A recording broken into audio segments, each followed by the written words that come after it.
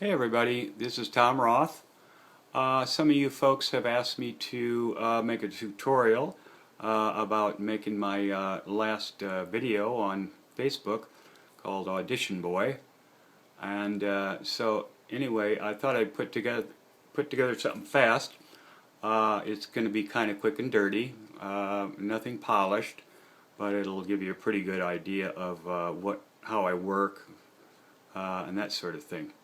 So anyway, I'm going to go over to my drawing board and show you a few things. Okay. Now over here, here's a bunch of sketches I started out with on this thing. I didn't really know where I was going or what the character was going to look like. You know, I just tried everything. I was just working for fun. I didn't really care what came out. But what I ended up with was, for the final sketch, was this guy here. And it doesn't really look anything like the final product because I kept changing my mind. The hair didn't work. I didn't like the bow tie.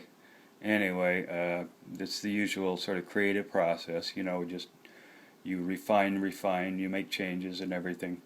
So the next step was to turn this into a 3D model. So what I did is I made this little sculpture here out of something called Super Sculpey. A lot of you people have probably heard of that. You know, it's a kind of a plastic clay. And the idea, of course, was to take photographs of this thing and then bring them into Moho and work right on top of them, so that I would get every angle. So I put this maquette on a spinning platter and I just spun it around so I could get every angle that I needed.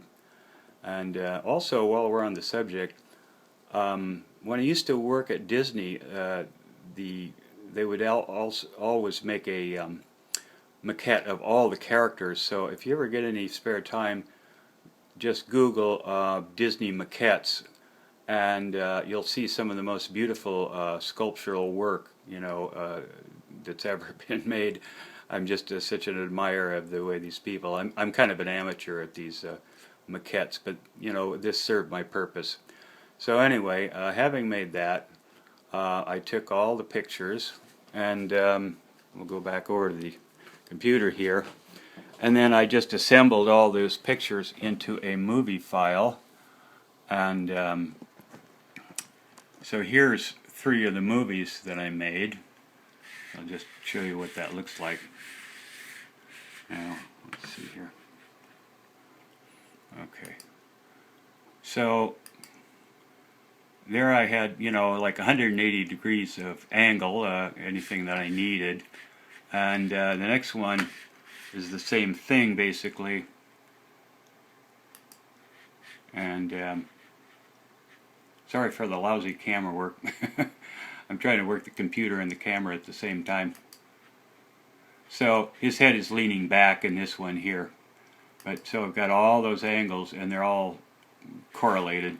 And then same thing here where I've got this guy. Let's see here. His head is leaning forward here. And so basically what happens is that when he does lean forward, he gets larger, you know, he's coming closer to camera, so it's sort of more natural that he would, his head would appear to be slightly larger, so you get some perspective there that really adds a lot to the animation. So okay, having done that, what I did is I went over to Moho and okay, so I loaded up this one of the movies here, and let me just turn off his face for a second here so we can see what's going on. So I went into the sequencer and let's see, where is the movie? Okay, it's down here. I movie file seems to have disappeared. Let's see here. It's quite weird.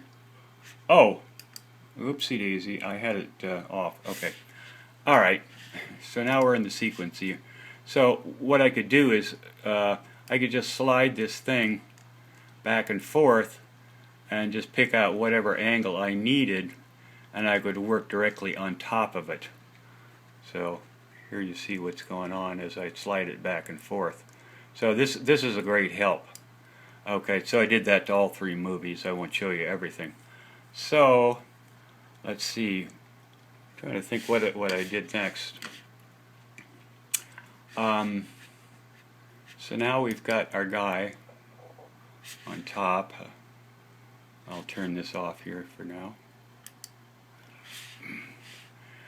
And so let me just show you the rig here, which is ultra simple. I've only got 4 bones here. I've got his shoulders and his head, and then I've got these 2 bones. This one is for the left to right, or in other words, it's a Y rotation, and this one down here is an X rotation, so he nods. So as you can see, very simple. Same thing for the nod. These bones were, for some strange reasons, they were affecting one another. I don't know why. They're not parented to one another or anything like that. But anyway, I sort of worked around it. It actually added to the animation, so I was okay with that. So anyway, that was the rig. Now, as far as the facial animation, what I did is I started out, and as I work, I do thumbnail sketches. So here are some of my sketches where this is where I sort of test out my ideas to see if they're going to work. And as you can see along the top here, I got my dialogue. And one thing I always do when I'm doing dialogue animation is I write it out phonetically. And the reason for that is the fact that when you're animating dialogue, you are animating sounds, you're not animating words. And if you fall into the trap of animating words, you're going to get all messed up. As an example, you know, he says in the dialogue, the guy says, I think I'm going to become a plumber. Well, plumber's spelled with a B, but there's no B sound. So always pay attention to what you hear, and don't write it out. So anyway, another thing I wanted to talk about was the dialogue animation. At first I was going to do switch layers, but that didn't work for some reason, and it's kind of a good thing that it didn't, because of the fact that when you use switch layers, you're always going to get those same mouths, and the problem is that usually those switch layers don't carry any expression with them.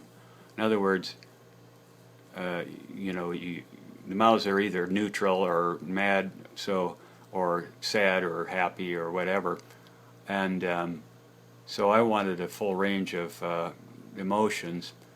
So I just did every dialogue, every mouth shape, frame by frame, and I think it looks a lot better that way. And one thing that I did is I could reuse mouths. So as I made them, like for example, if I had a closed mouth, all I have to do is scroll back and find a closed mouth, copy paste it onto the new mouth. So it wasn't all that big a chore. Another thing that I like to do is I like to put a little asymmetry into every mouth if I can, so it doesn't look so mechanical that way. It actually adds a lot to your animation to do asymmetrical mouth shapes. Same thing for the eyes, you know, and the eyebrows.